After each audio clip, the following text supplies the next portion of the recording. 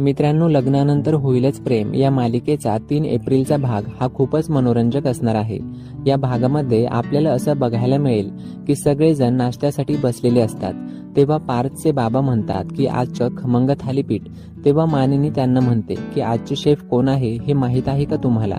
तेव्हा पार्थचे बाबा तिला विचारतात की कोण आहे आजची शेफ? तेव्हा मानिनी त्यांना म्हणते की नंदिनी देशमुख, जीवा अजून नाश्त्यासाठी आलेला नसतो। तेव्हा आता वसुंधरा आत्या मानिनीला म्हणते, जीवाला तर फक्त तुझ्याच हातचं थालीपीठ आणि शिरा आवडतो, त्याला हे आवडेल का? यावर मानिनी त्यांना म्हणते, त्याला आधी खाऊ तर देत, मग बघू काय म्हणतोय ते, त्याला नक्कीच आवडणार नंदिनीच्या हातचं सुद्धा। आता जीवा जेव्हा नाश्त्यासाठी येतो तेव्हा नंदिनी त्याला नाश्ता वाढते। नंदिनीने केलेलं थालीपीठ खाऊन जीवा खूपच खुश होतो आणि थालीपीठाचं खूपच कौतुक करू लागतो। त्याला अगोदर माहीत नसतं की हे कोणी बनवलंय। तेव्हा मानिनी जीवाला सांगते की हे सगळं नंदिनीने केलं आहे, थालीपीठ नंदिनीने बनवलं आहे हे समजल्यानंतर जीवा नंदिनीकडे बघत लाजतच तिला म्हणतो की छान झालं आहे थालीपीठ। जीवाने नंदिनीचं कौतुक केलेलं बघून काव्य जीवाकडे बघू लागते।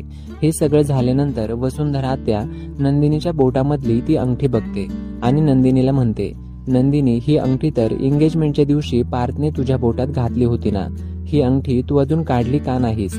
वसुंधरा आत्या नंदिनीला ती अंगठी बोटातून काढायला लावते।